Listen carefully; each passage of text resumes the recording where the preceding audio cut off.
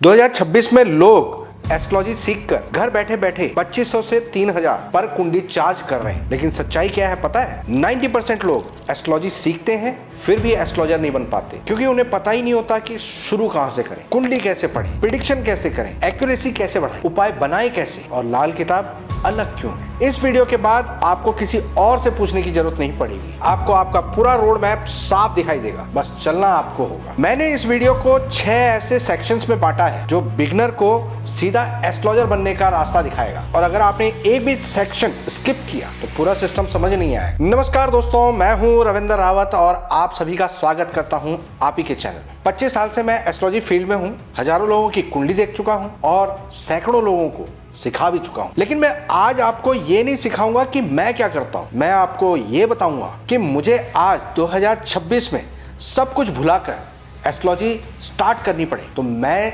Step by step क्या करूंगा। और अगर आपने ये रोड मैप समझ लिया तो एस्ट्रोलॉजर बनना आपके लिए मुश्किल नहीं होगा। बस एक रिक्वेस्ट कि वीडियो को अंत तक जरूर देखना। सबसे पहले ये समझते हैं कि लाल किताब एस्ट्रोलॉजी बाकी सबसे कैसे अलग है। दोस्तों, आपने लाल किताब का नाम कहीं ना कहीं जरूर सुना हो, लेकिन असली सवाल ये है कि ये काम कैसे करती है और इसको सीखना इतना आसान क्यों माना जाता है। देखिए, बाकी ज्योतिष सिस्टम्स में लंबी चौड़ी कैलकुलेशंस होती हैं, बहुत सारे फॉर्मूलेज होते हैं जिन्हें याद करना और उन्हें अप्लाई करना हर किसी के लिए आसान नहीं होता। लेकिन लाल किताब यहीं पर अलग बन जाती है। इसमें हैवी कैलकुलेशंस नहीं है, ये एक्सपीरियंस बेस्ड सिस्टम है। यानी आप जितना देखोगे समझोगे उतना ये क्लियर होता जाएगा। लाल किताब की सबसे खास बात यह है कि ये सिचुएशन के हिसाब से खुद को मोल्ड कर लेती है। यानी एक ही रूल हर जगह अप्लाई नहीं होता, आपको समझ के साथ चलना होता है। जैसे अगर आपको कोई ग्रह का उपाय करना है, उसको शांत करना है, उसकी एनर्जीज को कूल डाउन करना है, तो आप इंडिया में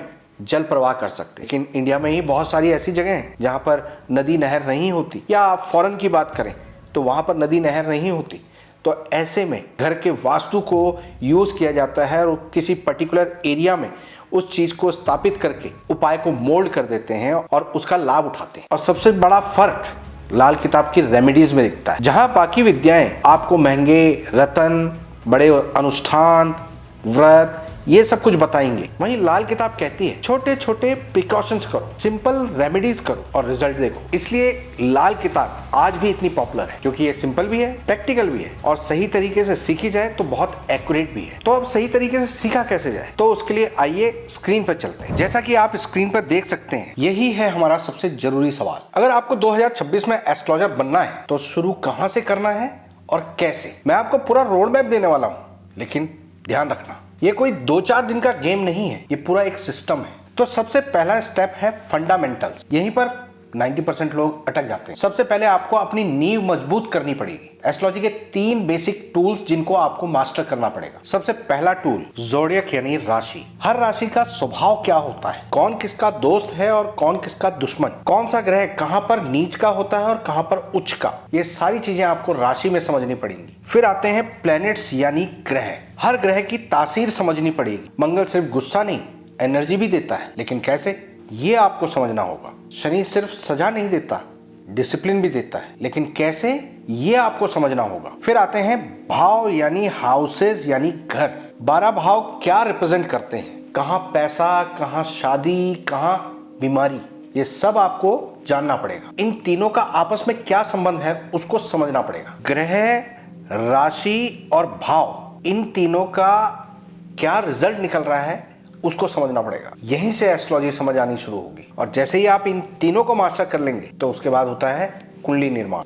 वैदिक और लाल किताब की कुंडली में क्या फर्क है, ये क्लियर होना आपके लिए बहुत जरूरी है। अब अगले सेक्शन में बढ़ने से पहले आप अपनी एस्ट्रोलॉजी जर्नी स्टार्ट कर सकें, उसके लिए आपके लिए हम कुछ बोनस लेके आए। इन 3 फंडामेंटल टूल में से सेकेंड नंबर का जो टूल है यानी प्लैनेट्स, इसका हमने बहुत ही अच्छे तरीके से एक पूरा कोर्स बनाया है। अगर आप चाहते हैं कि ये कोर्स आपको फ्री में मिल जाए तो नीचे आ रहे नंबर पर व्हाट्सएप करें कि we want to start astrology journey, तो हम आपको ये फ्री कोर्स प्रोवाइड करने में हेल्प करेंगे। अब बढ़ते हैं अगले सेक्शन की ओर। सेकंड सेक्शन, लाल किताब की अंडरस्टैंडिंग। यहाँ से आपकी डेप्थ में स्टडी शुरू होती है। इनमें आपको कुछ लाल किताब के कॉन्सेप्ट समझने होंगे जो कि आप स्क्रीन पे देख सकते हैं। पहला, अंधी कुंडली। इंसान के जीवन में सब उनकी कुंडली देखकर बोलते हैं कि आपका जीवन बहुत तरक्की करेगा, बहुत कुछ आप कमाएंगे। मगर जीवन में एक काम बदला, दूसरा काम बदला, पता ही नहीं चल रहा कि करना क्या है। पढ़ाई बहुत अच्छी करी, मेहनत बहुत ज़्यादा करी, पैसा भी लगाया, लेकिन एक्चुअल में मेरी मंजिल कहाँ है, मुझे कौन से रास्ते से जाना है। ऐसे लोगों की कुंडली में एक योग होता है, उस योग को समझना चाहिए। उसे अंधी कुंडली कहा जाता है, भटकने वाली कुंडली, जहां दिशा ही क्लियर नहीं होती, लाइफ में कंफ्यूजन रह जाता है। इसके बाद आपको सीखना होगा धर्मी कुंडली। ऐसे लोग अगर सीधे सीधे चलते हैं, अनैतिक चीजों से दूर रहते हैं, प्रभु की कृपा उन पर बनी रहती है। पुराने जन्म में उन्होंने कुछ ऐसे कर्म किए थे कि ये जन्म उनके लिए बहुत बड़ी प्रॉब्लम लेकर नहीं आता। तो उस कुंडली की पहचान करना बहुत आवश्यक होता है। फिर आती है नाबालिग कुंडली। इसका नाम से ही आपको पता चल रहा होगा, नाबालिग है। नाबालिग मतलब जिसको एक गार्जियन की जरूरत है, जो लाइफ में उस बेल की तरह होता है जिसमें फूल पत्तियां सब कुछ आते हैं, लेकिन उसे एक सूखे डंडे के सहारे की, एक दीवार के सहारे की जरूरत होती है ऊपर चढ़ने के लिए। तो ये नाबालिग कुंडली की पहचान करना बहुत आवश्यक होता है। फिर आता है सबसे इंपॉर्टेंट, किस्मत का ग्रह। हर इंसान अपनी किस्मत के ग्रह को जानना चाहता है। आपकी कुंडली में एक भी किस्मत के ग्रह को आपने सही से पहचान लिया तो आप उस एक ग्रह से अपने जीवन की दिशा दोनों बदल सकते हैं। और उसके बाद आती है सांझी दीवार। आपने अपने पड़ोस में देखा होगा, आपके पड़ोसी अच्छे हैं तो हर मुसीबत में, हर परेशानी के समय पर आपको अपने रिश्तेदारों का मुंह नहीं तकना पड़ता, या वो जब तक आपके भाई बंधु आएंगे उनका इंतजार नहीं करना पड़ता। सबसे पहले पड़ोस अगर आपका अच्छा होता है या बुरा होता है, उससे आपके आगे की जर्नी का पता चलता है। आप उस जगह पर कितना फ्रूटफुल रहकर अपना जीवन व्यतीत कर सकते हैं, वो समझना जरूरी होता है। इसके बाद आता है सोया ग्रह या सोया घर। आपको मालूम है आपकी कुंडली में उच्च का मंगल बैठा है, उच्च का बृहस्पति बैठा है, लेकिन सबने देखा, कुंडली को बोला कि आप एक टाइम पर राजयोग भोगेंगे, आपकी कुंडली में राजयोग है, मगर ग्रह सोया हुआ है। अब ग्रह सोया हुआ है यानी इस प्रकार जैसे कि आप अपने ऑफिस में गए हैं, जिस टेबल पर आप बैठ रहे हैं वहां पर लोग आपके पास आएंगे, काम करवाएंगे और उसका आपको पैसा देंगे। आप टाइम से अपने ऑफिस गए, सीट पे बैठे, लेकिन आपके पास कोई आया नहीं, तो आपका वो बैठना, आपकी पोटेंशियल का यूज होना और पैसा आना, ये सब बेकार हो जाता है। तो बिल्कुल ऐसे ही है कि ग्रह तब अपना काम करते हैं जब वो जागे हुए हों। अगर वो सोए हुए होते हैं तो उनका अच्छा होना या ना होना आपके लिए बेकार हो जाता है। इसी तरह से हाउस और ग्रह, ये दोनों को हम लोग कंसिडर करते हैं। तो सोया ग्रह और सोया घर, ये दोनों देखना पड़ता है। फिर आते हैं दो इंपॉर्टेंट कॉन्सेप्ट्स, कुर्बानी के ग्रह और मसनूई ग्रह। कहीं पे निगाहें, कहीं पे निशाना, किया किसी ने और भरा किसी ने। हम उस ऊपर की परत को देख रहे हैं जो हमारे सामने नजर आ रही है, लेकिन उसको कहीं से कमांड मिल रही है। वो छिपा हुआ ग्रह जो छिपकर किसी ग्रह को सामने रखकर आपको गलत कर रहा है और आप उसके रेमेडीज कर रहे हैं, आप अपने जीवन में उसको सुधारने की कोशिश कर रहे हैं, मगर रिजल्ट नहीं आ रहा, तो उसे बोलते हैं कुर्बानी के ग्रह, बलि का बकरा। और ये लाल किताब में बहुत बड़ा कॉन्सेप्ट है। इस कॉन्सेप्ट को अगर जिसने समझ लिया उसने लाल किताब को मास्टर कर लिया। इसी प्रकार से मसनूई ग्रह हर चीज में आपके काम आती है। जो ग्रह बहुत पावरफुल हो चुका है, जमकर बैठा है, वो आपको किसी भी तरीके से छोड़ नहीं रहा, आपको तंग कर रहा है और आप उपाय कर करके थक चुके हैं, तो ऐसे में डिवाइड एंड रूल, इस पॉलिसी को यहाँ पर यूज किया जाता है। साम दाम दंड भेद, इसमें भेद वाली नीति यहाँ पर की जाती है। उस ग्रह की कमजोर चीज को उससे अलग करके पावर को मिनिमाइज किया जाता है और उस ग्रह को कंट्रोल में लाया जाता है। इससे पहले कि हम आगे के रोड मैप पे चलें, अगर आप ऐसे ही वीडियोस पाना चाहते हैं तो सब्सक्राइब कर लीजिए। अब बढ़ते हैं अगले सेक्शन की ओर। अब इसके बाद आता है स्टेज 3, जहां आप एडवांस चीजों को बड़ी डेप्थ में समझते हो। इस टाइम पीरियड में आप एस्ट्रोलॉजी को पढ़ नहीं रहे होते हो, समझ रहे होते हो। तो चलिए बढ़ते हैं अब इस स्टेज की ओर। तो जैसा कि आप देख सकते हैं कि हमारा सबसे पहला पॉइंट है उच्च नीच। उच्च यानी उस ग्रह का सबसे श्रेष्ठतम प्रभाव। अक्सर हम ये समझते हैं कि उच्च ग्रह जब किसी मित्र के घर में आते हैं तो वो प्रभाव दिखाते हैं, लेकिन ऐसा नहीं होता। कई बार आपने देखा होगा कि किसी विपरीत परिस्थितियों में भी जाकर कोई ग्रह उच्च हो सकता है। दोस्त आपस में तासीर में अलग हो सकते हैं और वो तासीर जो होती है वो आपके अंदर उस ग्रह को उच्च या नीच के प्रभाव में डालती है। तो वहां पर मित्रता और शत्रुता की कोई इंपॉर्टेंस नहीं रह जाती। तो यही चीज हम इसमें समझेंगे। अब आते हैं हमारे सेकंड पॉइंट, मित्रता और शत्रुता। मित्रता और शत्रुता में जब हम बात करते हैं तो यहाँ पर तासीरों को देखना जरूरी है। मित्रता और शत्रुता में ग्रहों को उनके नेचर को देखना होता है। यहाँ पर कई बार आप अंधेरा और उजाला, ये एक पक्ष ब्लैक है और एक पक्ष व्हाइट है, लेकिन लाल किताब में ग्रहों की मित्रता और शत्रुता को समझने के लिए लोक परलोक का एक तरीका बताया गया है। कुछ स्पिरिचुअल ताकतें होती हैं जो प्लेनेट से मिलती हैं, जो हमारे अंदर होती हैं, और एक हमारा दुनियादारी, कमर्शियल एक्टिविटीज। अब इन दोनों में आपस में द्वंद्व है और इसी चीज को ध्यान में रखते हुए हमारे लाल किताब में दोस्ती और दुश्मनी को बताया गया है, यानी मित्रता शत्रुता को बताया गया है। उसको आपको सीखना है। इसके बाद आती है दृष्टियां। लाल किताब में अलग सी दृष्टियां होती हैं जिनको हम वैदिक से नहीं जोड़ सकते। यहाँ पर हाउस की दृष्टियां होती हैं और ये दृष्टियां आपको बहुत सारी चीजें क्लियर करती हैं। इसको आपको यहाँ पर सीखना होगा। कौन सा ग्रह किसको देख रहा है और क्या असर डाल रहा है, ये चीज आपको समझनी होगी। और फिर आता है टक्कर यानी क्लैश।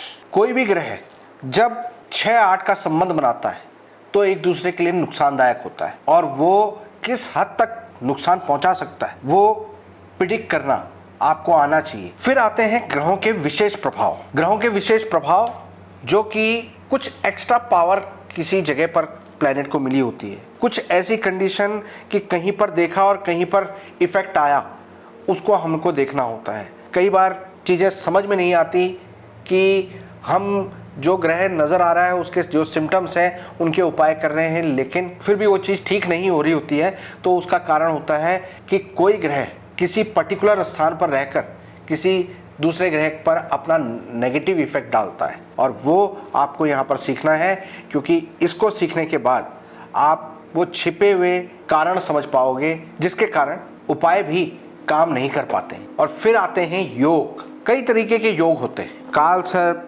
मांगलिक, ग्रहण, गजकेसरी योग, और ये सिर्फ यहीं पर लिस्ट खत्म नहीं होती। आपने अंगारक योग सुना होगा, विष योग सुना होगा। इस प्रकार के जो योग हैं वो हमारे जीवन पर कुछ विशेष कार्य करते हैं जिसको आपको सीखना जरूरी है, क्योंकि इसके बारे में जो आम जनता है उन्होंने कहीं ना कहीं सुना है और वो कहीं ना कहीं आपसे इस बारे में सवाल भी कर लेते हैं। और इस सेक्शन का आखिरी पार्ट होता है बैटिंग्स। लाल किताब में बैटिंग्स का सबसे बड़ा महत्व है। यहाँ पर तजुर्बे से कुछ चीजें आपको बताई जाती हैं, लिखवाई जाती हैं कि कुंडली वाले के घर के आसपास कोई नाला बह रहा है, घर में वो सबसे छोटा बेटा है या बेटी है, उसका जो फ्लैट है वो ऊपर की मंजिल में है, या उसके घर में एक शराब की बोतल जो गिफ्टेड रखी हुई है। तो ऐसी अतरंगी चीजें आपको जानना बहुत जरूरी है। और अपनी ये जर्नी स्टार्ट करने के लिए आप हमारा फ्री व्हाट्सएप ग्रुप ज्वाइन कर सकते हैं, जहां हम आप जैसे एस्ट्रोलॉजी लवर्स को, जहां हम फ्री में आपको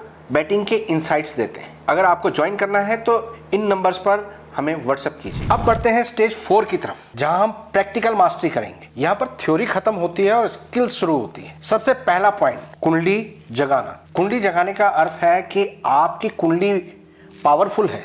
ग्रह देखकर बोला जा सकता है कि आप जीवन में कुछ बड़ा करोगे, आपकी किस्मत ऐसी है, लेकिन वो सोए हुए हैं। अगर ये जागे नहीं तो आपके साथ बिल्कुल वैसे ही जैसे हनुमान जी के पास था कि उन्हें याद दिलाना पड़ता था, उनको जगाना पड़ता था, तब उसके बाद उन्होंने राम जी की मदद कर पाए। तो यही काम कुंडली जगाने पर होता है और ये आपको सीखना बहुत जरूरी है। फिर इसके बाद आते हैं किस्मत के ग्रह को जगाना। हर कुंडली में कुछ अलग अलग स्ट्रेंथ होती हैं, लेकिन ग्रहों की स्ट्रेंथ को अगर आपने समझ लिया तो आप एक ग्रह से अपने जीवन को पलट सकते हैं। उस ग्रह की उम्र में आप भाग्य को समझकर एफर्ट्स लगा सकते हैं। तो उस ग्रह को जगाना बहुत जरूरी होता है, उसको पहचानना बहुत जरूरी है। ये आपको सीखने की जरूरत है। फिर आता है मंगल दोष और ऋण।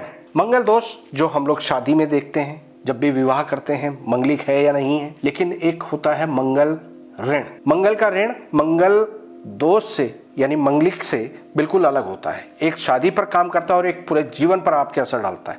तो इसको सीखना यानी कुंडली को मास्टरी कर लेना है, ये सीखना आपके लिए बहुत जरूरी है। फिर आते हैं कीवर्ड्स। ये वो टूल है जो आपको एक शब्द में ऐसा वर्ड मिल जाता है जिससे कि बस उसको ट्रिगर करने की जरूरत है और पूरी कुंडली आपके सामने खुल जाती है। यानी ये आपकी मेमोरी को प्रिडिक्शन करते समय, जो अक्सर लोग बोलते हैं ना कि हमने जो पढ़ा था वो भूल गए, वो ये कीवर्ड उसी समय 1 सेकंड में आपको याद दिलाता है। फिर आती है चंद्र कुंडली। साथ ही घर के वास्तु में क्या चेंजेस करके आप कुंडली को बैलेंस कर सकते हैं, वो ये चंद्र कुंडली बताती है। साथ ही ये आपके स्पाउस यानी अगर आपके जीवन साथी की कुंडली आपके पास नहीं है तो इसके ज़रिए आप उसके हालात, उसके उपाय सब कुछ कर सकते हैं। फिर इसके बाद आता है आपका सबसे इम्पॉर्टेंट वर्ष कुंडली। प्रेजेंट टाइम में सामने वाले की जो प्रॉब्लम है उसको आपने सुना और उसके बाद उसकी प्रॉब्लम का सॉल्यूशन दिया, वो ये वर्ष कुंडली ही आपको करवा सकती है। जन्म कुंडली आपको उसके जीवन का हाल, उसके पास्ट का हाल बताती है, लेकिन प्रेजेंट में जो दुरुस्ती करनी है, जो उसको फायदा पहुंचाना है, वो वर्ष कुंडली के जरिए ही हो पाता है। मान लीजिए आपके पास एक इंसान आया और वो कहता है कि मैं अपने जीवन में किस कैरियर में जाऊं,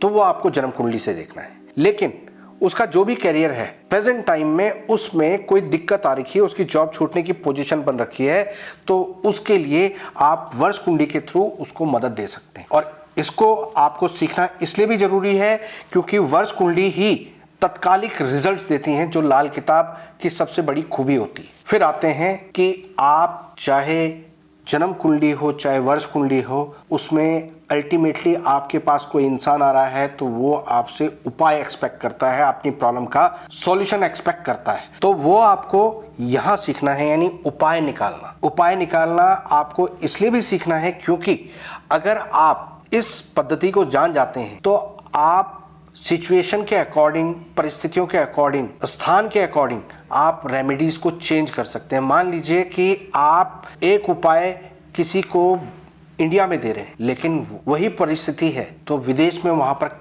आप उसको उपाय बदल कर कैसे दे सकते हैं, क्योंकि वहां पर वो उपाय नहीं किया जा सकता जो यहाँ किया जा सकता है। तो वो उपाय निकालने से आपको समझ में आएगा, इसलिए आपको ये सीखना बहुत जरूरी है। तो अब बढ़ते हैं अगली स्टेज की तरफ, रियल लाइफ एप्लीकेशन। यानी जो भी आपने अभी तक सीखा उसको रियल लाइफ में कैसे यूज करना है, वो अब हम यहाँ पर सीखेंगे। तो अभी तक आपने यहाँ तक समझ लिया है, तो अपने परिवार के या अपनी खुद की आप कुंडली ले लीजिए। तो ये जो पॉइंट्स आपको दिख रहे हैं ये सब आप अपनी कुंडली में देखें। पहले कुंडली वाले के उसमें देखिए कि उसके जीवन में व्यापार या नौकरी क्या है। नौकरी है तो किस फील्ड में है, व्यापार है तो किस फील्ड में है। फिर देखिए उसका विवाह, उसकी शादी किस प्रकार से होगी, लव मैरिज होगी, अरेंज होगी, विदेश में होगी या देर से होगी, तलाक होगा या नहीं होगा, ये सब कुछ आपको देखना आना चाहिए। विवाह हो गया है तो अब संतान की भी जरूरत होती है, तो संतान को देखने के लिए आपको कुंडली में संतान पक्ष समझना आना चाहिए। उसके लिए आपको ये संतान वाला देरी से होगा, ऑपरेशन से होगा या मिसकैरेज होगा, ये सब कुछ भी देखना होता है। तो संतान किस प्रकार की होगी ये देखना आपको आना चाहिए। अब संतान के बाद संपत्ति और मकान। हर किसी को मकान सूट नहीं करता, कईयों को 12 मकान मिलते हैं और कईयों को 48 साल से पहले मकान नहीं बनाना। तो ये आपको सीखना बहुत जरूरी है कि सामने वाले को अगर प्रॉपर्टी से फायदा नहीं है तो वो प्लॉट लेके रहे, मकान बनाए या पेरेंटल प्रॉपर्टी को ही आगे परस्यू करे, ये आपको देखना आना चाहिए। फिर आता है वाहन। वाहन किस प्रकार के होंगे, छोटे वाहन होंगे, बड़े वाहन होंगे। दूसरी बात कि वाहन से वो कमाई कर रहा है या वाहन अपने सुखों के लिए, अपने लग्जरी के लिए ले रहा है, ये भी आपको देखना आना चाहिए। और सबसे बड़ी बात, जब इंसान इन सारी चीज़ों को प्राप्त कर लेता है तो उसकी इच्छा होती है कि क्या मैं फॉरेन जा सकता हूँ, सेटल हो सकता हूँ, वहाँ आऊँगा जाऊँगा, ये सब कुछ विदेश योग आपको देखना आना चाहिए। जब आप ये देखने लग जाते हैं, प्रिडिक्ट करने लग जाते हैं, किसी की कुंडली को पढ़कर आपने उसको सॉल्यूशन देने शुरू कर दिए, तो आप औरों से अलग एक नॉलेजेबल एस्ट्रोलॉजर बन जाते हैं। और इसकी चर्चा वो लोग करते हैं जिनकी आपने कुंडली देखी है कि आपको यहाँ तक नॉलेज है। इसे माउथ पब्लिसिटी कहते हैं। जब आपने ये भी सीख लिया तो उसके बाद आता है आपका लास्ट स्टेज, स्पेशलाइजेशन। लाल किताब से हटकर हमें और क्या एडिशनल चीजें सीखनी चाहिए जो हमारी प्रिडिक्शन को, हमारे रेमेडीज को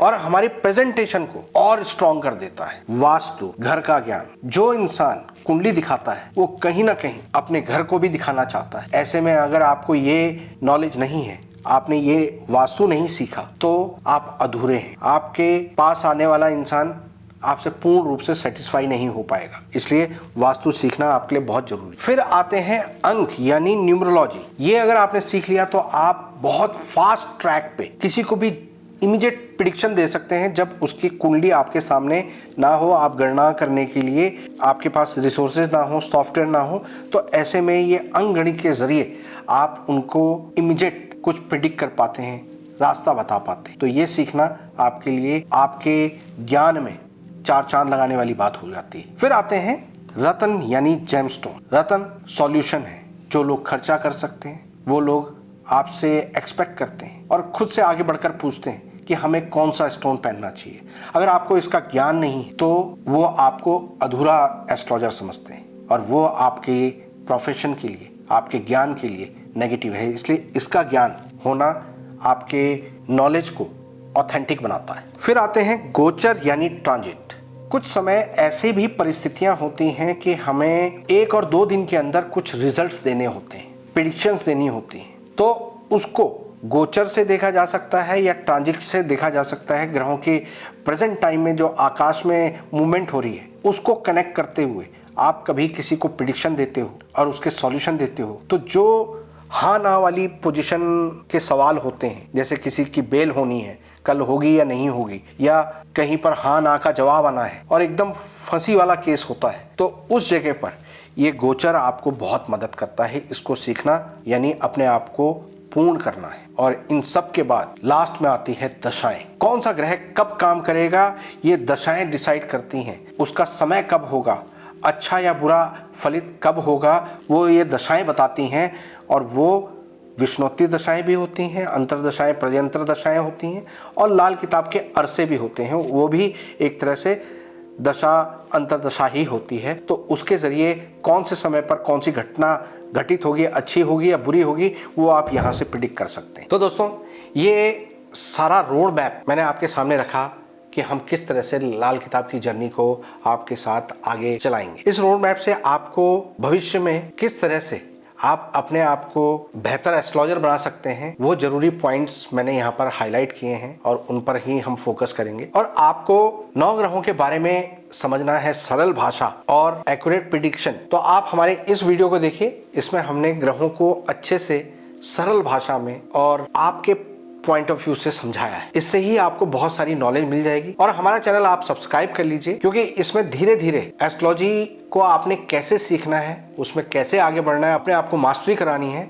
उसका कंटेंट हम यहाँ पर धीरे धीरे आपको देते रहेंगे और उसको आप मिस ना कर दें, आप अपनी जर्नी में पीछे ना रह जाएं। उसके लिए अभी सब्सक्राइब करें। और अभी आपको 2 मूवी के टिकट में एस्ट्रोलॉजी जर्नी स्टार्ट करनी है, वो आप कैसे स्टार्ट कर सकते हैं वो हमने इस वीडियो में समझाया है। फिर मिलेंगे अगली ज्ञानवर्धक वीडियो के साथ। तब तक के लिए मैं अपनी वाणी को विराम देता हूँ। ओम नमः शिवाय।